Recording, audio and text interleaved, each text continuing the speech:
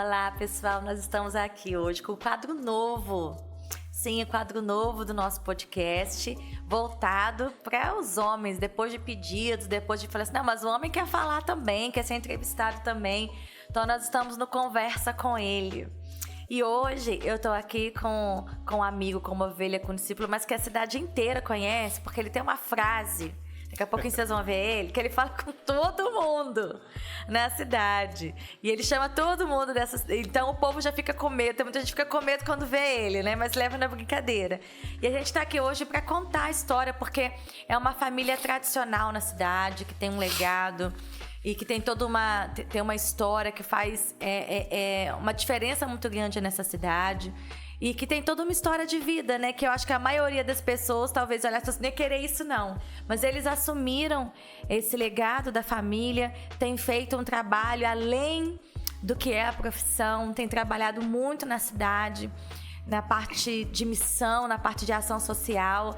E eu tenho a alegria, né, de ser meu amigo, ser meu irmão. E eu tô aqui com vocês hoje, com ele, Fábio Berlim. E aí, Gabi, tudo bem? Tudo bem? E o que você chama de todo mundo na cidade, Fábio? Eu chamo de cliente. E é engraçado, porque o pessoal, quando você chama, você fica...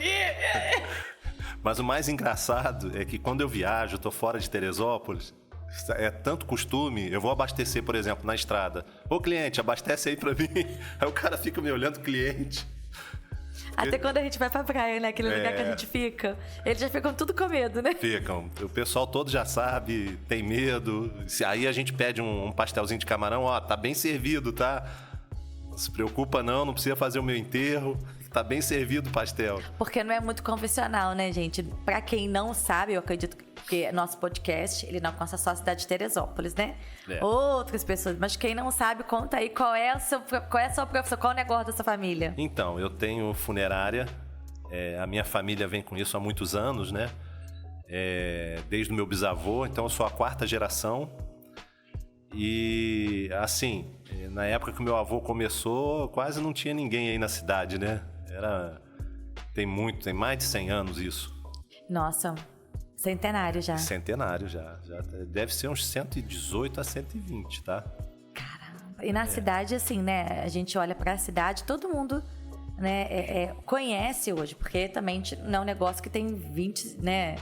Ainda mais pra cidade pequena. E eu acho que é uma coisa que todo mundo meio que corre de ter, né? Corre. O pessoal ainda brinca comigo. Dona Carlinda vai te medir. A Dona Carlinda, pra quem não sabe, é minha avó. Ela vai te medir e tal. Aí o pessoal tinha um medo de passar na frente da funerária. Ainda tem gente com medo. O pessoal atravessa a rua, não passa na frente. As pessoas têm medo da morte, né? Medo daquilo que não conhecem, né? Tem. E eu, na verdade, não sou a morte. Exatamente. Eu só encaminho, né? Você encaminha depois que já aconteceu, Depois né? que já aconteceu. Na verdade, o ambiente lá, né, da funerária é um ambiente de acolhimento. Isso. Eu acho que, na verdade, assim, é a visão que precisa mudar.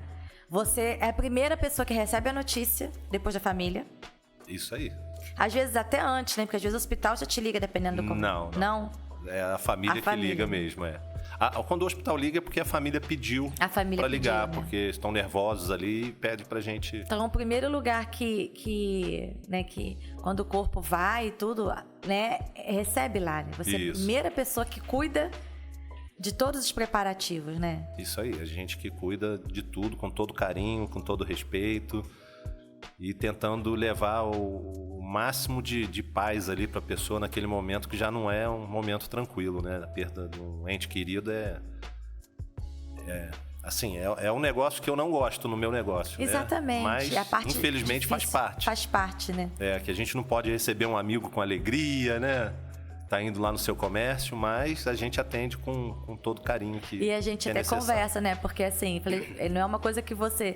É o seu negócio, é a profissão, mas não é que... às vezes a gente fala, gente, eu não peço ninguém pra morrer, não.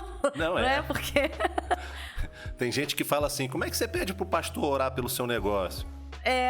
Eu não peço que ninguém morra. Eu peço que se morrer, E acontece, não tem jeito, Sim, né? Faz parte. Faz parte da... Que a família vá na minha empresa. É assim que eu falo, né? Brincando com as pessoas. Porque não tem como fazer propaganda de funerária. Exatamente. E a gente pensa até hoje nas mídias sociais, né? Como que você faz? Eu não vi, nunca procurei no Instagram, no Facebook.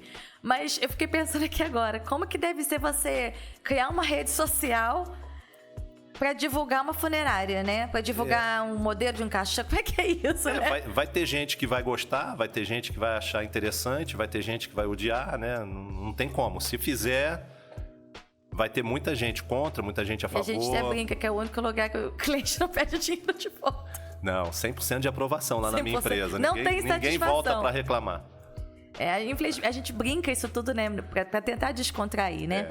Mas você falou que veio de quarta família, desde pequeno. Desde pequeno, passei Você nasceu esse ambiente, né? Ó, eu passava Natal na funerária com presente, com a minha avó, árvore de Natal, com a minha tia, tio, meus primos. A gente com árvore de Natal e tudo na sala. A minha avó vivia numa funerária que não fechava as portas. Ela não tinha. Ela tinha porta de aço, mas nunca fechou. A única vez que fechou meia porta foi quando meu pai morreu. Aí ela fechou meia porta. Aham. E a minha avó era assim, podia entrar qualquer um lá de noite, ela tava lá sozinha dormindo. Sozinha. Os funcionários lá nos fundos, na parte onde era o dormitório deles. E ela no quarto dela, que era assim, você entrava, era a recepção, tinha umas vitrines com os caixões, né? Era bizarro aquilo daquela época, né? Parece um filme de terror. No meio tinha um balcão com um caixão no meio. Minha avó ficava ali na frente fazendo caixõezinhos pra pessoa carente, né? De madeirinha. De caixote, aí ela transformava num caixão para quem não tinha condição financeira. E aí depois entrava num corredor, era o escritório. Aí passava um pouquinho mais para frente, vinha o quarto dela. Depois a sala, a cozinha e um banheiro. Então ela morava. Ela morava. De portas abertas. Uau. Era corajosa. Corajosa, né? Mas naquele tempo era um pouco diferente de hoje, né? Mas mesmo assim... E ela que levava o negócio da família, né? Nesse período. A minha avó herdou do meu bisavô, né? E ela ficou, assim, mais tempo com o negócio. Ajudou muita gente. Imagino. Por isso que o nome dela é, né, tão honrado e tão conhecido na cidade. Não tinha dinheiro, ela... Quando você tiver, ou aqueles que ela via que não ia ter nem depois, ela não precisa pagar... E era assim que funcionava. E ela lidava bem morar lá, assim, em algum momento você lembra de, na sua infância, ter percebido ela, assim, mais pesada, né? Porque é um clima... Não, de jeito algum. Ela... Entendeu aquilo como uma missão de vida. Isso aí. Desde novinha, né? Trabalhando com meu bisavô, nisso aí, então ela tinha aquilo, tirava de letra, né? Ainda ajudava as pessoas que não sabiam da entrada no INPS. Naquela época ajudava. Tinha tempo para ajudar, né? Naquela época. E assim, e aí você passa a sua infância, né? Vivendo debaixo desse contexto que você falou, brincava, Natal, tudo, era tudo lá. Pra você ter uma ideia, a gente andava de skate na recepção da funerária, era grande, e a gente ficava rodando de skate em volta do balcão. Era uma maluquice. Hoje eu penso assim, como é que eu vou imaginar uma funerária com as crianças brincando lá na frente, de skate, jogando bola. Levava aquilo com naturalidade. Naturalidade. Né? Hoje as pessoas não fariam isso, não. Não. Quando chegava alguém, aí minha avó, só de olhar, já mandava a gente lá para os fundos. A gente já ia quietinho lá para os fundos, já entendia que aquele momento ali era difícil, né? Para as famílias. E assim, conforme você foi crescendo, né? Você... E até na época que a gente estudava junto, né? Porque o Fábio é conhecido por ser bagunceiro, um monte de gente estudou, né? Junto. Né? Mas nesse período, assim, você perdeu seu pai novo, né, Fábio? Perdi, eu tinha 6 anos. 6 anos, né? 6 anos. Foi, assim, uma época muito difícil da minha vida. Mas até falaram que eu esquentei o rosto do meu pai no velório, né? Que ninguém deixava eu sair de lá. Mas os meus irmãos, eles conseguiram... Eram mais velhos um pouquinho que eu, né? Conseguiram tirar eles lá. E a mim, não. Foi até a tia Vera que tentou, né? Ela é esposa do tio Valme, da Antártica. E eles que tentaram me tirar. Aí a Janete Keiko, que foi minha professora do pré-primário, que era a família dela junto com a nossa também, era todo mundo muito unido. também, eu acho que conseguiram me tirar um pouco com ela, com a minha professora do pré-primário. E aí você vê, né? Você tinha 6 anos, mas você foi criado dentro desse ambiente. Mas, né? Criado lá. Mas isso não exime, né? Não tira da gente a nossa humanidade quando a gente passa por isso que é com alguém nosso. Não, é difícil. Não é? É difícil. Porque, assim, você viveu aquele ambiente lá, teoricamente, né? Vivia aquilo todos os dias. Mas quando você passou por isso, o sentimento que você teve foi tão difícil quanto uma família que não vivia debaixo desse ambiente. Porque estava falando do seu pai, né? Com certeza. Estava falando do seu pai. E aí os anos vão passando, você vai crescendo. Você imaginava que você iria assumir o legado da família? Assim, eu não tinha planos pra isso. Né? Porque quando seu pai falece, sua mãe fica com vocês, né? Minha mãe fica cuidando da gente, 3 irmãos, e cuidou da minha avó, da parte de mãe mesmo, né? Do meu avô e da minha bisavó, que eram idosos já, né? Sim. Que também tinha loja em Teresópolis, né? Eram 11 lojas de tecido no Rio, a família da minha mãe, e uma loja de tecido aqui em Teresópolis, que era chamada Me Veste. Uau! Ninguém lembra disso, né? A pessoa só lembra da funerária, mas que vocês já tiveram um negócio de roupa. Não fazia... Não fazia... Ele corta ali. Não fazia... Quer que volte, André? Pode continuar? Não fazia roupa pra botar no defunto, não, né? Era roupa mesmo. Não, era roupa confecção. Mesmo. Não, roupa pra colocar na pessoa que faleceu? Não, não tinha, era a roupa da pessoa. Hoje o mercado do ramo funerário tá muito pra frente, né? A gente compra roupa pra homem, pra mulher, terno, gravata, a roupa já vem aberta atrás. É mesmo? A não ser quando a pessoa escolhe, né? Que tem famílias ainda que querem, né? Não, tem... por exemplo, esses dias atrás, uma moça, eu ofereci a ela, não, eu vou em casa buscar, que eu quero botar a calça e a camisa que ele mais gostava. Né? E a gente entende isso nas pessoas, né? E aí você pega, sua mãe, né? Começa a criar vocês e... Isso, minha mãe não trabalhou na funerária. Ela não trabalhou? Não. Você veio a exercer a tua função, assim, a pegar a funerária, você tinha quantos anos? Não, aí eu montei a minha, né? Isso foi em 99. Eu já tinha uns 23 ou 24 anos. Já passou daquela fase, né, de estar brincando, de bagunça. E como que veio assim na sua cabeça pra montar a funerária? O que você falou assim, não, eu vou continuar o legado da minha avó? Eu pensava mais no meu pai, pela falta dele. Sim. E meu pai, apesar de morrer cedo, até hoje as pessoas comentam dele aí na cidade, né? Aí eu pensava muito assim, lógico, minha avó também foi uma pessoa que me influenciou a ter, né? Sim. E era uma coisa que eu queria fazer porque meu pai fazia. Então... De alguma forma você estava mantendo o teu pai vivo através do negócio que você queria montar? Justamente.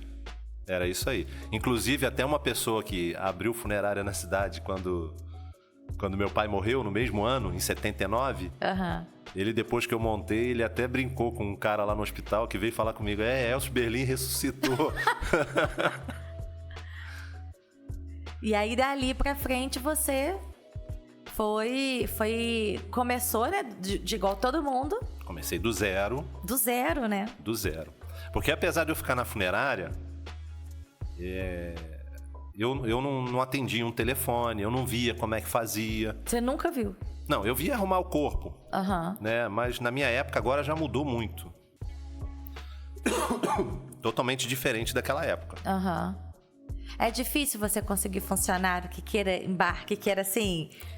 Pelo incrível que pareça, hoje muita gente quer. É mesmo? Hoje tem muita gente que pede emprego lá pra gente. Mas assim, tem que ser meio doido, tá? Não pode ser muito normal, não. Pode ser muito normal, não, que senão não aguenta. Porque todo dia, né, Fábio? Teve um episódio uma vez, aí já vou pro lado engraçado. Porque a gente tá aqui também, eu quero que você conte as coisas engraçadas. A funerária era perto do Hospital das Clínicas, mas não era colada, né? Sim. Era perto do posto de gasolina no Vale do Paraíso.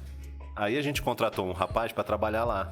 Aí ele foi junto com outro funcionário para buscar o corpo. Só que quando você mexe no corpo, ele tem gases dentro. Então, às vezes, pode sair como arroto, entendeu? E quando eles foram pegar esse corpo para botar, para levantar, para botar dentro do caixão, saiu o ar e saiu igual um arroto. O funcionário saiu correndo do hospital gritando: tá vivo, até a funerária. Largou o carro, largou tudo lá. Tudo no meio da rua. Primeiro dia do homem lá na funerária. No primeiro dia? Aí quando ele entrou na funerária, o que foi? Tá vivo, quem tá vivo? Ele, o corpo, o morto tá vivo, falando comigo. Eu falei, como que o morto tá vivo? O morto-vivo, o morto-vivo. Aí eu tive que ir lá no hospital pra terminar, né? O outro funcionário contou o que aconteceu, né? Aí ele falou, olha só, isso não dá pra mim não, te agradeço a oportunidade. E foi embora. No primeiro dia? Primeiro dia, ficou um dia só. Caraca. Teve mais alguma coisa assim que você lembra que Tem umas coisas da minha infância assim também que eu, meus primos, meus irmãos, né? Meu irmão, na verdade, minha irmã não compactuava com essas coisas. Sim, politicamente correto, tudo certinho. Aí a gente lá nesse balcão que eu disse que minha avó fazia os caixõezinhos, uma vez eu deitei ali, meus primos pegaram ketchup, botaram na minha boca, no meu nariz, e eu fiquei deitado ali. E o pessoal passava ali, naquela época fazia muito sinal da cruz, né? O pessoal chegava e... Quando passava... Meu Deus, o que é isso? Achando que eu era um defunto, e eu quietinho ali. Aí quando minha avó via aquilo, dava uma bronca na gente. Porque vocês brincavam ali, né? A gente brincava ali. E aí eles estavam lá atrás, e a gente ficava ali na frente. E brincava dentro dos caixões. Mas ficava muito silêncio, eles desconfiavam, sabe? Porque eram 3 primos meus. Eu e meu irmão, e mais um outro primo que vinha de fora. Que não tinha... Aí vocês brincavam de pique-esconde nos caixões? Vocês Brincava bastante, lá no depósito. Todo mundo tinha medo, né? Que chegava lá pra brincar com a gente. Mas a gente já não tinha, né? Aí vocês aproveitavam em cima dos mitos. Vocês botavam terror nas crianças que chegavam lá. Muita coisa.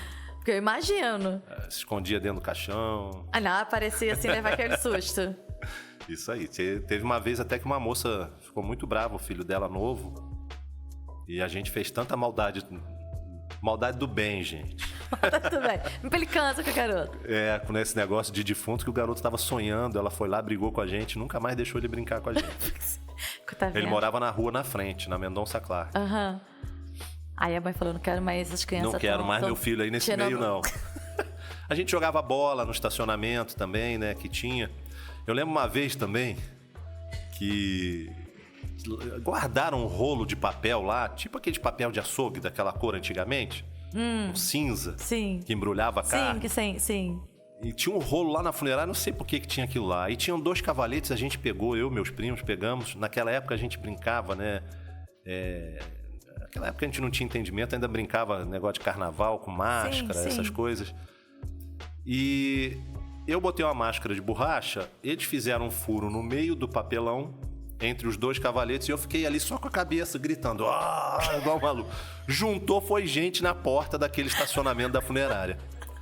Minha tia chegou e eu não percebi. Ela abriu o portão, foi no cavalete, deu chute no cavalete, e eu fiquei lá sem o cavalete. Quando eu vi, já tava ali, todo mundo me vendo, né? Mas juntou gente naquele dia. As pessoas, elas têm muita curiosidade, né? Sobre aquilo que não conhecem, né? Ao mesmo tempo que tem medo, tem curiosidade, né? O assunto, quando eu tô num ambiente, é a respeito de funerária. Todo mundo quer saber, Toda hora, todo dia. Todo dia alguém pergunta alguma coisa. Perguntam se é ruim, se é... Ruim porque você, né... tá ali num lugar que uma pessoa tá dando adeus a um ente querido, né? Então, é ruim. Porém, a gente tenta fazer com a melhor presteza, né? E assim, a verdade, como você recebe família, recebe todo mundo, você acaba vendo de tudo, né, Fábio? Não, a gente vê de tudo. Porque vocês acabam sabendo mais da família das pessoas do que aquela coisa assim, que a pessoa mal morreu, já tá lá no meio do enterro discutindo de quem que vai ser o dinheiro. Acontece também. E tu tem que ficar ali, tipo assim, se fingindo... Não, eu não posso me meter, né? Nada. Eu não posso tomar partido de ninguém. Porque todo lado tem uma história e no meio tem a verdade. Mas você já pegou muita coisa assim, né? Já. Já vimos muita coisa desse tipo aí. Uma pessoa mal morreu, já aconteceu assim de você pegar e chegar, a pessoa tá morta, chegar a família e amante? Assim, de chegar mesmo, de fato, não. Aham. Mas da família falar que se a fulana vier aqui, nós vamos pegar ela. Isso já aconteceu. Já aconteceu? Já aconteceu. E já aconteceu de vocês estarem lá, né, velando o corpo lá e alguém achar que a pessoa tá respirando, que não morreu não. Já, vou contar um caso até engraçado, muito antigo, sabe? Já de muito tempo atrás. Aham. Fomos chamados para uma residência. Aham.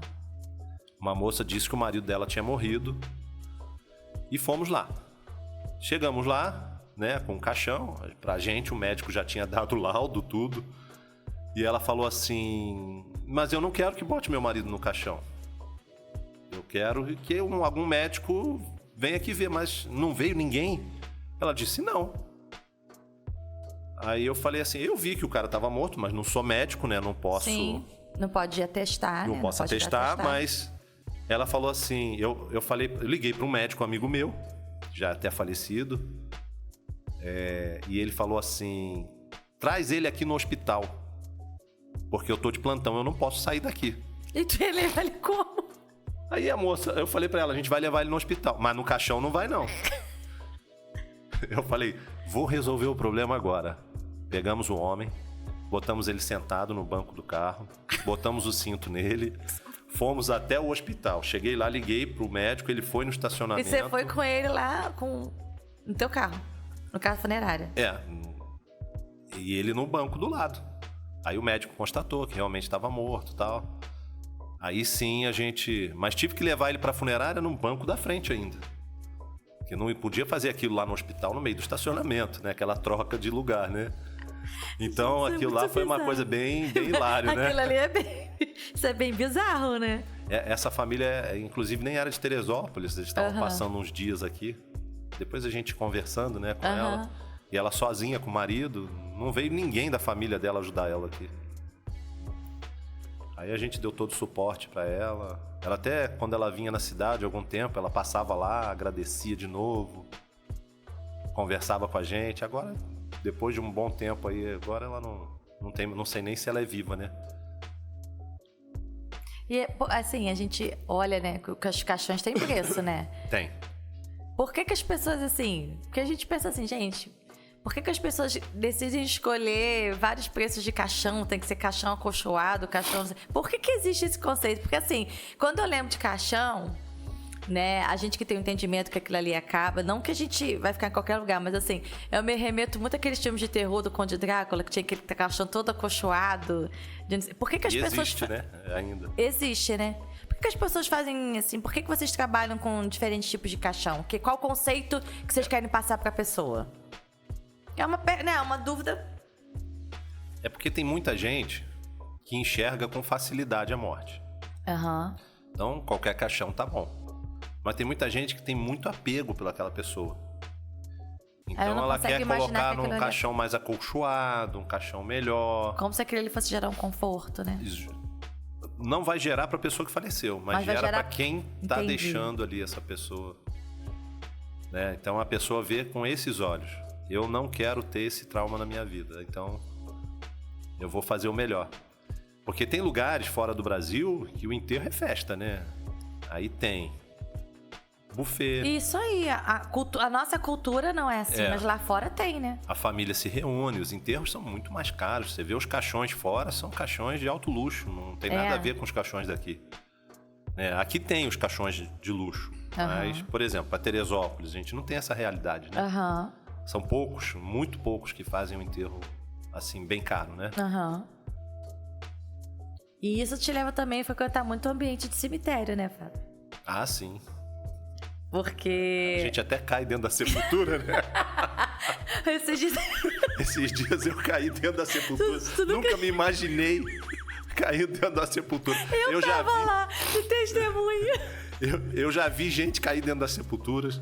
Mas eu falei, eu vou cair nunca. Anda lá direto, né? Ando lá direto e caí. Um pé pra baixo, um pra cima. Os braços todos ralados. Daqui a pouco chega Fábio, todo ralado. O que aconteceu? Ainda tinha pisado ainda no osso, né, Fábio? Tinha. Pisou no osso ainda, da pessoa que tava ali.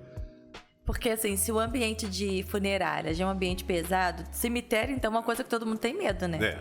E por isso que, acho que até por isso que tem horário, né? Tem horário até que pode enterrar, né? Tem horário. É até 5 horas, né? 4h30 é o último horário, 5 horas termina o sepultamento. E é uma coisa assim, quando a gente chega à noite, quando as pessoas precisam ser veladas lá, eu acho até mais... mais custoso do que quando é na funerária, né? Porque eu acho a funerária um ambiente mais aconchegante, né? Mas a gente não... Por exemplo, eu não tenho espaço físico não tem espaço, pra fazer... Né? Não tem como crescer pros lados. Ali eu teria que trocar de lugar como e fazer que foi uma na capela. época da pandemia isso? Porque assim, foi muito difícil pra vocês, né? Foi difícil porque não tinha velório. Não podia fazer velório em lugar nenhum. Não podia fazer velório no cemitério. O cemitério não acolhia os corpos. Então tinha que ficar tudo na funerária. E os horários marcados no cemitério. Às vezes que tinha 10 corpos dentro da funerária. Uma vez a gente contou, tinha 300 pessoas na rua. Que isso? E a gente não conseguia controlar aquelas pessoas. 10 corpos, 300 pessoas. Eu parei de contar, porque ficou difícil. Não, e até, assim, isso traz um certo peso, porque, né, você tava ali, um monte de família que... Não podia ver o corpo. E tinha família que insistia, né, que queria. Tinha.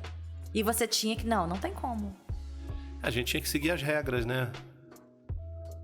Assim, não sei nem se eu posso falar, mas a gente, às vezes... Porque como é que você vai enterrar seu pai e sua mãe sem saber? Seu filho, sem saber se é ele. É verdade. Né? O hospital, às vezes, não mostrava. Era o lugar que podia mostrar, né? Aham. Mas olha só, a gente algumas vezes mostrou.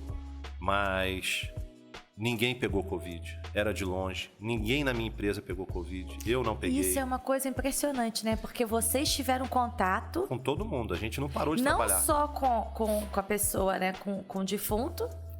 Mas mesmo que a família não visse, você também tinha contato com a família que basicamente estava ali... Tinha contato com ele. Com ele que era o contágio, né? E vocês foram guardados o tempo todo, né? Porque teus funcionários, então... Ninguém pegou Covid. Eu não conheço ninguém de nenhuma funerária na cidade que pegou. Gente, que coisa estranha isso. Porque isso é muito divergente do que tudo que a gente tinha de informação. Né? Porque, tipo assim, a gente ficava isolado. Pensa só. A gente ficava isolado. Será que criou anticorpo, gente? Não sei. Eu sei que eu orava. Não, os outros, né? Não sei. Porque eu tinha medo de levar pra casa. Sim. Né? Ainda tinha esse perigo. Porque Isso. como que você era obrigada a estar lá? E tinha sua família, né? Mas se eu não tivesse ficado lá, eu não sei não, sabe? Eu não ia conseguir parar. Porque muita gente ficou em casa, depressiva, mal, e pegou a Covid. É verdade. E veio a falecer. É verdade. A gente viu casos de uma moça falar assim, nossa, mamãe, era eu e mamãe. A gente ficava em casa, a gente pedia tudo pelo iFood, chegava lá pra gente na porta, o cara deixava, porque já estava pago, o cara deixava lá na porta do apartamento, ele ia embora, eu ia de luva, máscara, tudo, pegava aquilo, passava álcool na embalagem, passava álcool em tudo. Mamãe, quando ia na janela do apartamento, eu não lembro qual era o andar, não sei se era quinto, ela botava a máscara até pra ir na janela. Como é que ela morreu de Covid? É verdade. Né? Então, surpreendeu muita gente. Foi uma época, assim, foi difícil, né, pra vocês lidarem com isso também, né? Porque, assim, às vezes eram famílias, né? Não, a gente não tinha sossego, né? Era o tempo todo ligação. Mais de 24 horas de por madrugada, de dia, de noite, de tarde, na hora do almoço. Toda hora alguém. Desculpa aí, gente, que eu tô um pouco resfriado. Não, e até hoje, né, Fábio? Porque o teu trabalho é muito parecido, né? Assim, igual o médico que não tem horário. Teu celular toca. Não tem horário. Porque as pessoas... Você é a referência. Por mais que tenha as funcionárias, né? Não, ligam pra mim direto. Direto. Eles ligam pra mim e eu ligo lá pra funerária pra eles irem atender. Não tem horário, não tem nada, né? Não tem nada. Você achou, assim, essa época da pandemia, que você teve muito contato com isso, né? Porque, assim, a morte faz parte, a gente sabe, né? É o ciclo da vida. Em alguns momentos, é por doença ou por acidente, aquelas coisas que a gente não tá esperando. Mas o Covid, ele veio como Ele veio como, assim, uma bomba pra todo mundo, né? Eu mesmo quase morri, né? E você, às vezes, estava ali e você enterrava a família inteira, né? Sim. E sobrava um, né? Não, a gente enterrou muita gente. O primeiro caso de Covid, quem fez foi a gente. Que às vezes era esposa e marido, né? Que Isso. iam uma semana. Como é que foi pra vocês lidar com isso? Porque, assim, a parte humana fica muito abalada também, né? Isso. Esposa e marido foi muita coisa, assim. Foi? A gente teve gente conhecida nossa. Morreu um, na outra semana morreu o outro. Eu me lembro de um caso de uma família que eu até conheço, né? E morreu o pai, a esposa, o irmão, que era novo, e sobrou só a menina. E eu acho que foi em questão, assim, de 3 dias ela enterrou todo mundo. E era assim que estava acontecendo. Mas apesar de que eu vi assim que em janeiro de 2021, eu já até me perdi com as datas da Covid. Porque a gente até esquece. Porque foi em 2020, né? 2020... Porque quando fechou tudo, diminuiu muito, sabe? Aham. Assim, não estava dando tanta morte. Sim. Diminuiu até o número normal da média mensal. Sim. Mas em dezembro de 2020 começou a aumentar muito. Aí janeiro aumentou, aí fevereiro foi um pico, março quando lá em veio aquele cima. boom de novo, né? Março foi lá em cima, aí abril já caiu. Aí já começou a normalizar, né? Uhum. Aí a coisa foi acalmando. Foi acalmando. E assim, como que vocês encaram, né? Porque eu vejo que vocês lá, vocês acabam sendo aqueles também que consolam a família, né? Que trazem uma palavra, vocês acabam participando daquele momento ali, marcando a história da família, né? Isso, a gente ainda trabalha de psicólogo. Porque a gente vê o desespero em tantas pessoas ali e a gente tem que levar uma palavra de paz para aquela pessoa, não tem como não levar. Então a gente leva sempre uma palavra de paz para as pessoas que estão assim, a gente vê que está bem abalada, né? E você acha que assim, o fato de você ser um cristão, isso faz diferença na hora que... Eu acredito que faça, sim. Faz sim, porque a maneira de você chegar e falar, né? Do acolhimento da pessoa, né? É um acolhimento cristão, né? É do que você sabe da palavra de Deus, né? Então você fala com a pessoa assim. Uhum. Alguém já assim, chegou pedindo, precisando de oração? Já teve oração. De ter que, né, acalmar, né, e orar. Porque tem gente que desmaia, né? Tem gente que desmaia. E as pessoas às vezes pedem pra ir lá ver, arrumar o corpo, sabe? Eu sempre falo pra não ir, porque é uma hora que o profissional tá lá, tem que colocar o algodãozinho no nariz, na boca, né, pra não ter vazamento. Então a pessoa fica vendo aquilo e depois... Agora, tem gente que quer fazer, quer ajudar, faz maquiagem no parente. Faz maquiagem? Faz.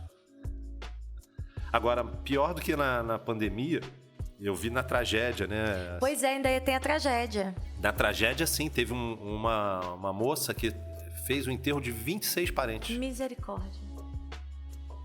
Da família dela. Os diretos, os familiares, né? Que são primos. A tragédia também foi uma coisa muito difícil, né? Porque eu tinha esquecido disso, mas a tragédia foi um período... Eu fiquei 21 dias dentro do IML. 21 dias? 21 dias. Como que foi emocionalmente pra você lidar com isso? Foi assim, a gente ia pra casa, porque 10 horas da noite encerrava lá. A gente ia pra casa, tomava banho, porque o cheiro, né? Pois é. Da decomposição agarra na roupa. A gente tinha que chegar em casa, tirar a roupa toda, lavar. E não tinha água nos primeiros dias, né? É verdade. Eu tive que ir pra casa de um amigo que tinha água da nascente na casa dele, que é o Marcinho, né? Aham. A gente ia tomar banho lá. Porque não tinha água, então a gente tinha que ir pra casa dele. Aí depois voltou a água, a gente começou a ficar em casa. Mas lá, quando chegou aqueles carros frigoríficos também, E era muito triste, toda hora chegava um pegando no meu braço, Fábio, me ajuda, me ajuda. Aquilo lá foi bem pesado. Porque você não tinha... Muitas pessoas não sabiam nem onde seus familiares não sabia. estavam. E conforme ia passando o tempo, não tinha geladeira. O IML aqui tem 6 geladeiras, 6 ou 8, se eu não me engano. E o que acontece? O doutor Zé Ricardo, juiz, ele pegou um imóvel que estava lá na frente do IML, vazio, e pediu para usar lá como IML. Então eles fizeram as bancadas de madeira e tal, e os corpos ficavam ali, não tinha refrigeração antes, né? Então, assim, o odor, né, era muito forte. Uma equipe grande, Força Nacional aí, né? Os médicos legistas, todo mundo, uma frente grande ali para ajudar. E teve uma hora que não tinha como, a gente tinha que levar os corpos de caminhão. De caminhão. Botava dentro do caixão e botando os caixões no caminhão, que não eram identificados, iam com número, né? Muitos foram só com número, não foram identificados, né? Uhum. E os enterros foram sendo feitos assim. Foi uma época muito difícil também, né? Foi bem difícil. Porque você tá olhando ali, já pensou um corpo que não tem nenhuma identificação, né? Que o parente não pode nem velar, né? E o parente tava ali. E tiveram pessoas também lá procurando e não acharam, né? Você chegou a visitar alguns locais? Teve que visitar alguns locais? Você chegou a visitar ou não? Depois eu visitei e fiquei impressionado. Pedras, tamanho de carro no meio da rua. De onde saiu aquilo? Várias, né?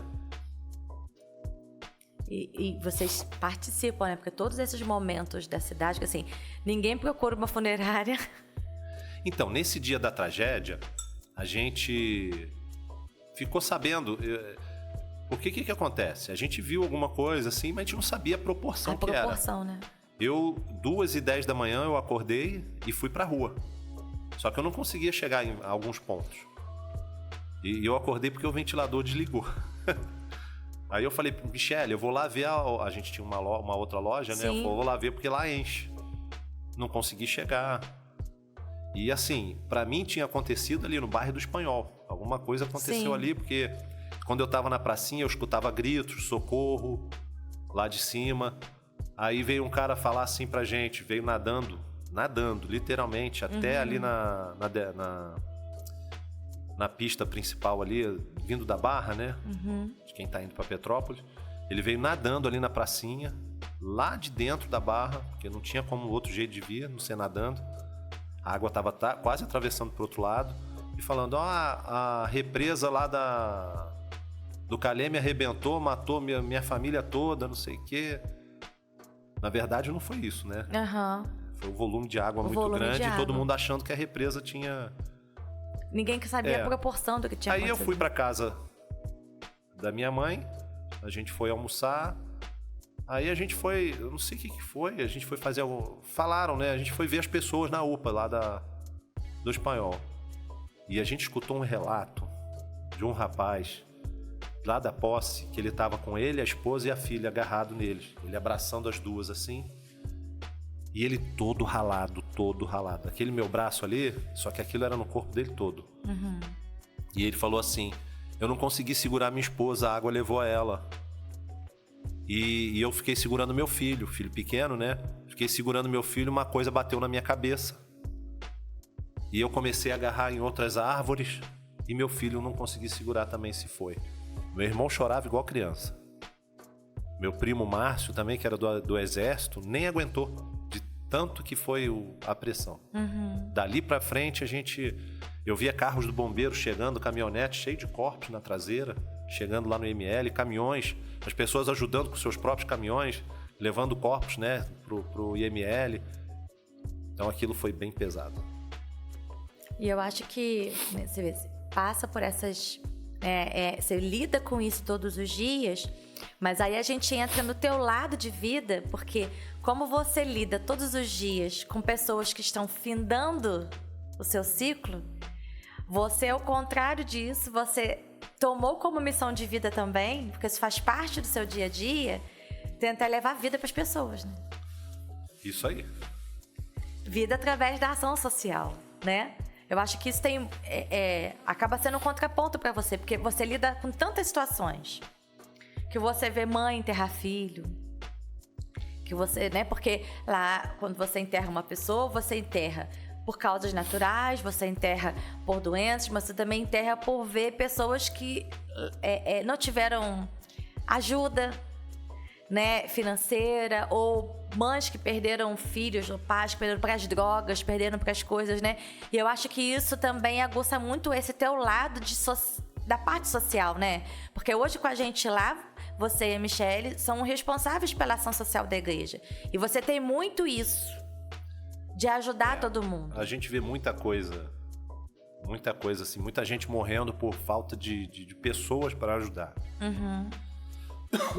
Muita gente que não tem um auxílio certo. A gente tem um caso lá na igreja, né, do seu Daniel, que mandaram ele para casa, não vou nem dizer qual foi o lugar que mandou ele para casa, que ele estava com câncer e estado terminal. E uma moça que estava frequentando a nossa igreja, que é a Tiana, pediu pra gente ir lá, né, orar por ele. A gente foi lá, inclusive até fui eu que fiz essa oração, ele lembra até hoje comigo. E aí a Marilinda, né, e eu esqueci o nome da Marilene também. Marilene. A gente juntando ali, comprar remédio e tal, levar ele pro hospital, fizeram um exame. E ele tava, na verdade, era com um fungo na língua. Ele ia morrer, porque ele não tava comendo. Realmente ele iria morrer, mas não era, né? Ele não conseguia engolir nada, ele só babava o tempo todo. Do dia que nós ele ficava com uma latinha na mão babando. Eu lembro. Né? E hoje ele tá bem, ele fala, um pouquinho de dificuldade, porque ele perdeu um pedaço da língua, né, por causa desse fungo. E esse fungo foi um matinho que ele botava na boca. A médica até perguntou: você tem mania de pegar matinho na rua e botar na boca? Foi dali que ele... E hoje tá bem, né? Então, quer dizer, assim, tem muita gente que a gente pode ajudar, né? Se cada um fizer um pouquinho. O que é pra você, assim, trabalhar na ação social da igreja? Porque eu vejo a sua preocupação muito grande com jovens, com adolescentes, né? Você começou o projeto lá do futebol, né? Isso. E como é que é pra você, assim? O que vem no seu coração? Porque, assim, eu vejo que você investe também, não é só de uma forma de estar presente, mas você é desapegado financeiramente. Você investe muito financeiramente para ajudar essas vidas. Porque se a gente for apegado financeiramente, a gente não vai ajudar. Então, tem horas que... às vezes a gente ajuda a gente que vira as costas e vai embora, né? Com certeza, mas eu ajudei, tá ótimo. Isso aí. Eu lembro até uma vez que a gente fez um enterro. Essa eu tenho que contar. A gente fez um enterro de um rapazinho novinho. Tava até indo ver emprego mesmo. E deixou a esposa dele e deixou 2 crianças. O irmão dele, conversando comigo lá, falou: ela vai passar muita dificuldade e tal. A gente, com o endereço, pegamos uma cesta básica, pegamos leite e tal, fomos lá levar para ajudar. Chegando no apartamento, lá que eles ganharam o apartamento, que perderam a casa na tragédia, tinha uns 10 adolescentes lá dentro, fumando, música alta. E quando eu abriu a porta assim, que eu vi, que eu perguntei pela pessoa, tava lá no quarto, tinha mais 3 pessoas na cama batendo papo, não vi besteira nenhuma, né, lógico. E aquilo me deu uma vontade de virar as costas e levar a cesta básica e o leite embora. De repente, brota de uma portinha lá um garotinho, devia ter uns 2 anos andando. E a outra chegou com um nenenzinho no colo. Eu falei: Deus, eu vou deixar. Porque por mais que eles não tenham sabedoria, essas crianças necessitam. Aí a gente deixou as coisas lá, viemos embora. E minha irmã: mas por que você deixou? E aí eu expliquei a ela o porquê, né? Que aquelas crianças não têm culpa. É verdade. Elas precisam. Às vezes a gente não quer ajudar, fulano não precisa, tá lá no bar bebendo e tal. Só que ele faz isso e os filhos dele sofrem. E os filhos não têm culpa, né? E os filhos não têm culpa. Então, se você puder ajudar, mesmo que a pessoa esteja no caminho errado... Às vezes a gente pensa assim, não merece, porque tá gastando dinheiro todo, mas às vezes por trás daquela vida ali tem uma família, e a gente esquece disso, né?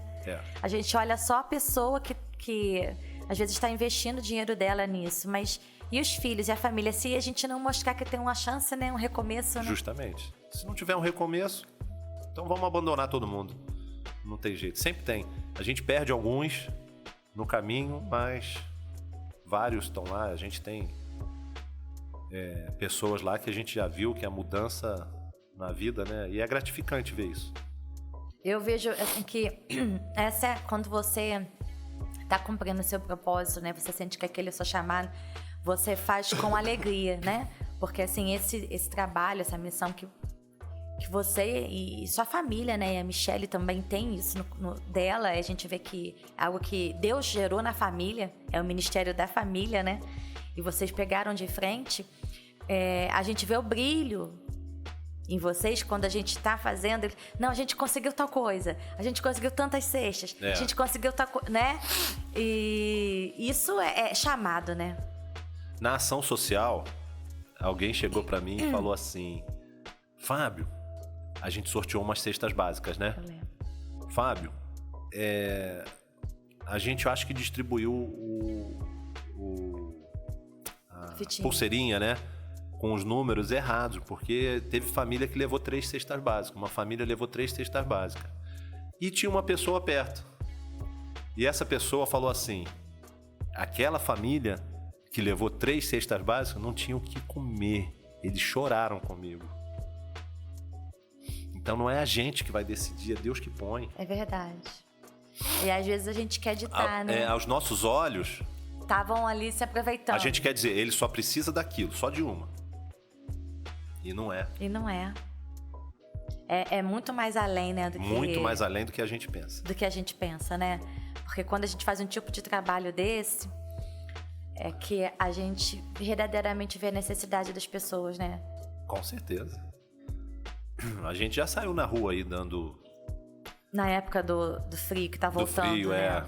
O que foi essa época pra você? Porque foi você que levantou a bandeira da gente fazer isso, lembra?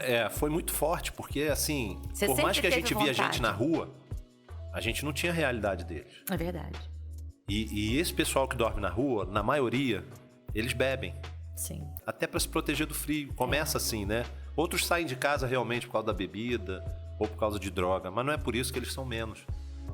Então a gente tem que ajudar. A gente viu casos, né? Eu, por exemplo, tinha um que eu até conhecia ele. É né? verdade. E ele sabia que eu tinha funerária, ele falava assim: Ih, sai fora aí, funerária. Falava assim mesmo. No final eles já esperavam, né, Fábio? Eu lembro de um dia da gente orando lá na Universal. Você lembra disso, daquele dia da Universal? Lembro. Que nós fizemos uma corrente lá de 10, 15, né, que ia com a gente, né? Isso. E tinha lá uns 7 ou 8 dormindo, né? Dormindo lá dentro. E muita gente tem medo de se aproximar. Tem, muita gente tem medo. Mas eles já esperavam, né? Tem uns que a gente ajudou, que a gente vê aí na rua até hoje, bebendo. Tem um que eu lembro que do lado da funerária da minha avó, ele trabalhou na padaria. Ele lembra de mim. Aí ele fala daquela época comigo, mas tá sempre bebendo. E eu tô sempre falando uma palavra pra ele. Sempre dando uma palavra pra ele. Uma hora essa semente aí vai... E foi aquilo que a gente ouviu, né? O Ricardo Gomide falando aqui. Ele morou na rua um ano. E ele falou assim, não desista, né? Às vezes a gente fala assim, não adianta falar, mas não. Nunca podemos falar que não adianta. Porque a semente está sendo lançada, né? E esse período pra gente foi um período também de muita... da gente enxergar mais a realidade do outro, né? Porque às vezes a gente acha que a gente falta as coisas na nossa casa, né? E a gente tem o costume de falar, não tem nada pra comer. Não tem o que eu quero comer. Justamente. É o que eu falo pros meus filhos. Vocês não estão com fome. Vocês estão com desejo. É totalmente diferente. Porque às vezes não tem o que eles querem comer em casa. Aí a gente fala assim, não tem nada pra comer. E a gente fala com aquela... tem isso, tem aquilo, tem aquilo, tem aquilo. Isso eu não quero. Então você não tá com fome. Fala com aquela raiva, né? Ai, não tem nada. E fica chateado, e fica emburrado, né? E, ai meu Deus, não tem nada. Não. E isso traz muita gente pra realidade do que é não ter nada, né? Justamente. Eu falo isso pra eles. Vocês estão com desejo, vocês não estão com fome. Não tem roupa nenhuma, não. Tem um monte de roupa. A gente sabe o que é não ter roupa. Eu nunca mais, depois que eu comecei a estar mais próxima, né, disso, a gente começou a trabalhar, nunca mais eu coloquei essas frases, sabe? Na minha Esses dias vida. eu tava... Hoje aqui mesmo, eu tava falando com a Michelle. Aí eu falei que a gente vai ter um jantar de casais, né? Eu falei assim, tá caro, né, Michelle? Ela, que tá caro, Fábio, barato. Comer à vontade, R$75, com bebida, com sobremesa. Eu falei, tá caro, Michelle, mas não é pra nossa realidade. Pra muitas pessoas tá caro. E a gente tem que ajudar, porque tá caro pras pessoas. Porque a gente vê a realidade financeira das famílias, né? Porque quando a gente... Hoje, pra gente, não pesa. Isso aí. Né? Mas pra muita gente pesa. E a gente tem que ter a sensibilidade de enxergar isso e ajudar, né? Porque a gente quer todo mundo com a gente, né? E R$75 é uma cesta básica pequena, né? R$10 a menos. R$10 a menos, não é? Porque o ano passado era isso. Então, a gente que compra pra ajudar, a gente sabe, né? Então, a gente sempre pensa... A gente acha que também começa a rever muito os nossos conceitos, né? Isso. A gente Porque vai embora a gente não né? deixe de viver, e a gente sabe... A gente fala assim, não, eu sempre posso ajudar alguém. E se tá barato, como a minha própria esposa disse, vamos abençoar uma família pra ir. É verdade. Né? É verdade. Tipo assim, quem às vezes nunca teve oportunidade, né? Isso aí. Porque tem pessoas que nunca tiveram... Até pela situação, tem uma história de vida que nunca tiveram oportunidade de ir com a sua esposa, com seu marido, participar. Num jantar de Dia dos Namorados. Né? Nem essa data pra eles, nem... Como um aniversário. E isso traz união, né, entre eles. Eu me lembro daquele caso, daquela família que vocês ajudaram. E você sentiu no coração de ir no supermercado, comprar um monte de coisa. E uma das coisas que você comprou foi coisa diferente, né? Maçã, fruta, né? E a criança ficou encantada, porque não... Tem maçã, né? Tem maçã, tem biscoito, tem chocolate, até refrigerante. Isso não tem preço, né? A gente levou a parte, lógico... Sim, bruta. Bruta, né? E levou também essa parte pra criança também ter um sabor, né? Do que é. Essa é a preocupação também, né? De levar uma dignidade, um sonho, né? Que pra gente, às vezes, é uma coisa... Vou ali e compro uma maçã. Vou ali e compro uma banana. Passa a ser banal pra gente. Passa a ser banal, né? E eu tô conseguindo enxergar a dificuldade realmente das pessoas. Né? Teve uma pessoa lá da igreja que precisava, que não ganhou no sorteio uma cesta básica. Aí no domingo, a gente falou assim, ele tá precisando. Aí eu fui lá, peguei a cesta básica, dei pra essa pessoa. Ele falou assim, poxa, a vida veio na hora certa. Porque às vezes você olha a pessoa e a pessoa... Porque tem aqueles que falam... É porque ele tem um carrinho, velho. Isso aí. Aí você fala, o cara bota gasolina no carrinho. O cara tem internet. Pô, o cara tem internet. Mas olha só, não é porque o cara tem isso... Que ele não tá precisando. Que ele não tá precisando. E às vezes aquilo ali é o que vai desafogar ele. Sem um carrinho, sem uma internet? Exatamente. Né? Sem um celular? Né? Assim, a gente tem que ver por esse lado também, né? É fácil pra gente, né? Porque é como a gente não precisa passar por aquilo de ficar sem, né? Aquilo se incorpora na nossa vida e a gente não vê como que o mundo hoje ele gira de uma forma diferente, né? É verdade. E eu tenho pessoas que às vezes falam assim, não, eu não tô falando que eu tô precisando não, porque vão olhar pra mim e falar assim, poxa, você tem uma roupa, você tem isso. Vão achar que eu tô pedindo uma cesta, mas é banal. Que eu não tenho necessidade, mas às vezes aquela cesta ali já ajuda a pessoa a deixar de ter que investir um dinheiro naquilo para pagar uma conta de luz. Às vezes a pessoa precisou comprar um remédio. Isso aí, para comprar um remédio. E não teve condição de comprar aquela quantidade de alimento para casa dela. Então a gente tem que estar muito atento a essas coisas, né? Tem que ter uma sensibilidade, né, Fábio? Tem que ter. E por isso que eu acho que Deus não coloca qualquer pessoa para fazer isso. Porque nesse caminho a gente aprende muito, a gente vê todas as situações. A gente vê aqueles que não, né, entre aspas, né, talvez não precisariam. Aqueles que usam aquilo como um assistencialismo para não mudar de vida. Porque, por exemplo, no caso dessa família que você levou, que a gente levou a maçã, tempos depois eu e Michele voltamos e eles já estavam com a vida organizada. A gente viu lá e eu fiquei observando. A criança chegou, pegou um biscoito, pegou uma fruta. Eu achei aquilo lindo, porque eu falei, poxa, um dia a gente semeou aqui. Então agora, hoje, nesse momento, eles não estão precisando, né? Agora, existem casos também que as pessoas se aproveitam. Isso aí. Vão um domingo em cada igreja, pegam 4 cestas básicas. Por isso que o acompanhamento é importante. E a gente já até soube de pessoas que vendem as cestas básicas, né? Para pegar dinheiro para fazer outra coisa. Não trabalha. Isso aí. Pega a cesta básica, vende, acontece.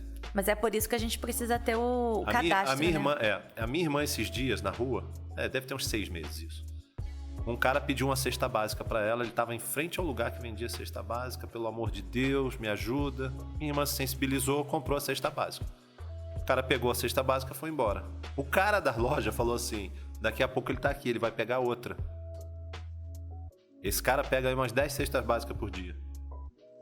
A minha irmã, não quero nem saber, eu dei de coração. O que ele vai fazer é problema dele com Deus. Ela fez a parte da semente dela, né? Isso aí. Mas nesse caso, por isso que o acompanhamento é importante, né? Isso. Toda ação social precisa ter uma organização, né? Vai entrar mês onde Deus vai falar no teu coração, e mesmo você acha, não, eu quero dar, e aquilo que você falou, independente. Mas se a gente descobre que a pessoa tá fazendo coisas assim, tem tanta gente precisando. Vendendo cesta básica, a gente tá ajudando uma pessoa que realmente não tá precisando da cesta básica, porque ela vende. E a ação social é muito mais do que dar isso, uma cesta, mas também inserir a pessoa de volta na sociedade para que ela entenda que com Cristo na vida dela, é o mais importante. Ela pode transformar a vida dela a ponto de um dia ela melhorar, né? Porque não entrar naquele comodismo, tipo assim, eu só preciso... Não, o que você sabe fazer? O que você pode fazer? Vamos inserir você no campo de trabalho? Vamos dar para você uma instrução, que é o nosso sonho, então, né? Eu acho que isso é o mais importante, que a gente vai chegar lá. Nós vamos chegar. Lá. Porque você dá uma oportunidade de trabalho, ensinar, a gente ter um professor lá para ensinar uma profissão. Isso. Para os jovens, até para os mais velhos que estão precisando. Aí. Eu acho isso muito importante, porque o que adianta? A gente só dá o projeto, peixe, né? E o cara depois que, por exemplo, se a gente se for, o cara vai ficar como? Não sabe pescar. Eu acho que é o mais importante, né? Eu acho que o maior papel de quem trabalha com uma ação social é você poder, sim, ajudar uma pessoa a construir um banheiro, a mobiliar uma casa, como nós já fizemos muitas vezes para os meninos, né, que estão sendo reintegrados. A gente oportunizar aquele start dele. Porque às vezes o cara não sabe de onde sair. Como ele vai começar? Ele não tem nada. É difícil. Não é? Ele não tem nada. Se ele não tivesse agora... Ele não tem uma referência para dar. Isso aí. O que ele vai falar? Não, eu tava num lugar que eu me tratei do alcoolismo. O cara já vai olhar assim para ele, né? Então é difícil eles conseguirem emprego, né? É difícil. Eu ouvi um relato ontem. A Simone, que cuida, né, do projeto, ela falou que um dos meninos dela recebeu alta. E eles passam por isso. Eles foram pedir, tá fazendo uma entrevista de emprego, e aí a pessoa, mas você tá aqui, você tava onde? Aí o cara, não, tava numa clínica de recuperação. Então, mas você é usuário ainda? Como é que é? Ele, não, cara, olha só. Eu tenho filho, eu tenho uma família e eu preciso recomeçar. Eu preciso de uma chance. Porque esses são os que ficam. E as pessoas que são usuárias que as pessoas não sabem?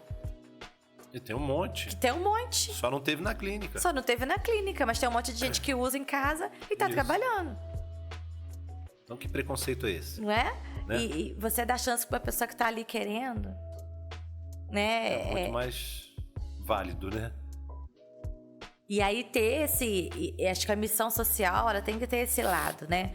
O lado de startar a pessoa para recomeçar e entender também o momento onde você, não, olha só, eu fui até aqui com você, agora eu tô te ajudando, te dando peixe, agora você precisa agir, porque senão vira também um vício, né? Você tá de pé, agora você consegue andar. Isso aí. Que a gente já viu muitas pessoas também, né? Falando, não, vem cá, não, olha só. Aprenda a administrar o seu recurso também. Porque se a gente ficar só dando, aquela pessoa nunca vai se recuperar. Né?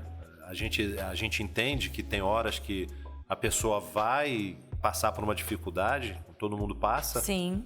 Né? E a gente tá ali para ajudar. Agora, ajudar pro resto da vida, permanentemente, não tem como.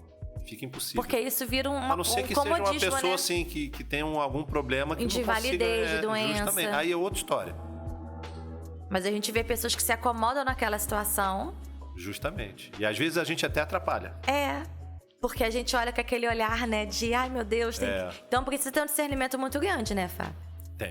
Tem que... Como que veio a tua ideia desse projeto hoje dos meninos do futebol? Por que você pensou nisso? Não, eu tenho visto muito jovem na rua, né? Fazendo besteira. Então isso aí me remeteu a essa ideia de conseguir fazer alguma coisa. E aí, te vê eles jogando uma bolinha na praça e tal. A gente, gosta de futebol. Aí eles começaram a ir à igreja, a gente perguntando pra eles o que você gosta, o que você quer ser, qual é teu sonho? Aí um monte falou jogador de futebol. Aí eu falei, tá aí, futebol. Aí começou. Aí toda quarta-feira a gente tem o futebol, né? E você começou investindo com o teu dinheiro sozinho, né, Fábio? Sozinho. Alugando a quadra Isso, sozinho, né? sozinho. Você tem visto diferença na vida dos meninos, das pessoas que têm ido lá? O que você tem sentido nas quartas vendo isso lá? Não, tem muita gente. Ali a gente ora, né, antes do jogo. Vocês oram antes do jogo? A gente leva uma palavra, ora, né? No final tira foto. Aí, quando um fica mais esquentadinho... Porque o que eu futebol mais tem vejo disso, né? Vai logo lá, pede desculpa pro outro e a gente vai vendo isso porque o esporte vai deixando a pessoa... Porque também se tiver briga não vai mais. Palavrão não pode ter também. Tu bota as regras. Tem regra. Palavrão não pode falar lá não. Falou, tu já... Opa, cartão vermelho. Deixar no banco sem jogar e tudo. Semana que vem você não vem. Tem que ser também assim. Até dá limite, né? Porque muitos chegam sem ter esse limite, né? Porque a gente tá ali, não é pra disputar. A gente tá ali pra se divertir. Mas só que é jogo, né? E no homem atiça essa competição, né? A gente é carnal e a gente é competitivo, né? Sim. Então a gente acaba tendo hora lá que se estressa e tal, mas passa na hora. Depois sai dali, todo mundo se abraça, todo mundo conversa. A gente já fizemos churrasco, né, lá em casa. E isso tem sido uma forma também de levar a palavra de Deus, né? Isso. Para pessoas, às vezes, que chegam novas na igreja e através de futebol elas começam a se firmar, né? Porque começa a ter um campo de relacionamento, né? Justamente. A ideia é essa, né? A pessoa tá ali com a gente, unida com a gente, e aquilo ali ela vai ver uma coisa diferente. Então ela vai querer também estar nesse meio com a gente e vai acabar buscando a Deus igual a gente. E você acha que muito disso que você tem dentro de você é por causa das situações que você também vivencia e você vê como que muitas pessoas acabam a vida delas? A gente vê muita gente se entregando, né? Se acabando. E o mundo tá cheio de bandejas aí, né? Servindo coisas que supostamente, entre aspas, né, são boas. E as pessoas estão caindo muito. Então isso aí é que me dá mais vontade, sabe? Uhum. Eu sei que eu vou ser atacado por isso, mas... Mas isso me dá muita vontade, sabe? De ver os jovens... integrados com Deus, na igreja, né?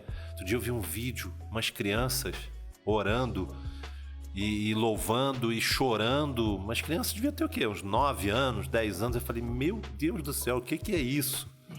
Aquilo me arrepiou todo.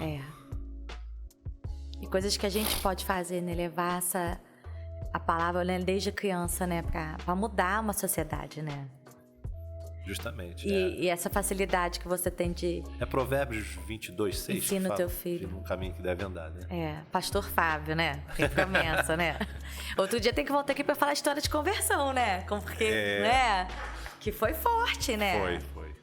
Foi forte a história de conversão. Tem que sair da cidade, ir embora da cidade, né? Pra Deus mover e depois volta pra cidade. Não, e a própria Michelle, quando eu namorava, falava pra ela que tava indo na igreja. Eu fiquei um mês em Brasília antes da gente se casar. Falei pra ela que tava indo na igreja e tal, não sei o quê. Ela, que isso? Ela achou mó estranho, né? Mas aí foi benção que ela se converteu, né? Mas foi através de você, né? Porque você começou primeiro, né? E eu vejo muito assim que o teu lado... Como você tem muita facilidade de falar com as pessoas, dos clientes, todos os clientes. Meus clientes. Teus clientes, né? Onde você chega, você conversa com alguém. E brinca. Mas no meio disso, você também acaba tendo muitas oportunidades para falar de Jesus. Tem oportunidade, sim. Né? Você tem muita oportunidade. Às vezes eu acho que eu falo pouco ainda. Porque a gente vê muitas pessoas falando, não, foi Fábio. Quando você viu o pastor Ricardo que estava aqui?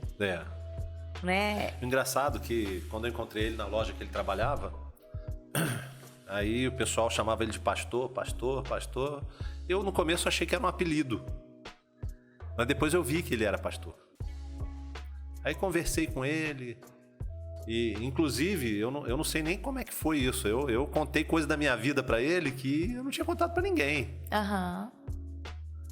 E ele conversou comigo, ele me trazia paz, sabe? Quando ele falava. Então aquilo foi me... Aí depois eu vi, realmente, ele é pastor. Ele tem essa missão. E aí você acabou sendo esse instrumento também, né? Para inserir ele no recomeço que ele precisava. Deus usa todo mundo, né? Deus usa todo mundo. O que você falaria hoje para alguém, né? A gente já tá quase mais de uma hora falando, acredita? Já? Já tem não sei quanto tempo que nosso diretor da Zaio levantou a placa pra mim, de tempo, de 50 minutos. Eu nem olhei pra ele, olha como passa. Todo mundo que vem aqui, né, tem que voltar de novo. Mas o que você falaria, assim, pra alguém que precisa ter esperança de recomeçar, né? Porque você lida com luto todos os dias. Ao mesmo tempo, você lida com famílias que precisam de esperança no momento financeiro difícil.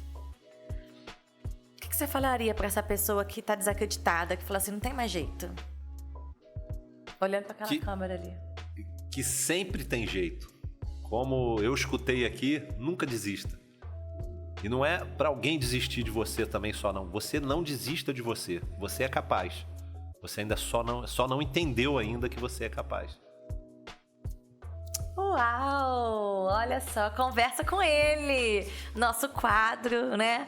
Fábio, ele também tá sempre disponível, né? A gente vê Fábio sempre disponível a conversar. Eu vejo o Fábio conversando com adolescentes. Muitos adolescentes procuram você, né? Verdade. Muitos adolescentes procuram, muitos jovens procuram. Então, assim, Fábio não é um homem de rede social, muito pouco. É verdade. Pouco curte, mas ele é muito fácil de ter acesso. Nossa missão social tá lá, né? Para receber, para aconselhar jovens, adolescentes que precisem. Então, assim, se você precisa de alguma coisa, conversa com ele e conversa com ele. Então, quero agradecer. Estamos disponíveis. É o primeiro podcast de Fábio, gente. Ele não negou desde o dia que eu falei. Mas eu queria contar uma coisa engraçada no final. Quer? Então conta. A gente, na funerária, abriu uma mercearia do lado. Aí o cara da mercearia, todo o corpo que chegava lá pra arrumar, ele olhava a foto, eu conheço, vou lá ver, conheço. Eu achei aquilo estranho, eu falei, gente, eu vou aprontar uma com ele. Nesse dia, ele saiu, deve ter ido ao banco, e o irmão dele ficou na mercearia. Aí eu falei, vou pegar ele. Aí a gente combinou com um monte de gente ali, né? Até com os vizinhos. Quando ele chegou lá na funerária, a gente botou um amigo lá no caixão e mostrou ele. Conheço, vou lá ver. Quando ele foi lá ver, o amigo saiu do caixão. Ele saiu correndo, ele atravessou a avenida, que eu não sei como. Depois eu até fiquei preocupado. Falei, ele foi atropelado. Tem que ser atropelado. Ele encostou na pilastra da loja do outro lado, branco. E ele urinou a calça toda. Meu Deus. Meu Deus. Olha, mas ainda bem que ele era gente boa, porque não ficou bravo com a gente, não. Entendeu que era brincadeira? Entendeu. Ou seja, o Fábio criança, né? Até hoje, aquele menino que brincava lá, que fez aquela... Até hoje, né?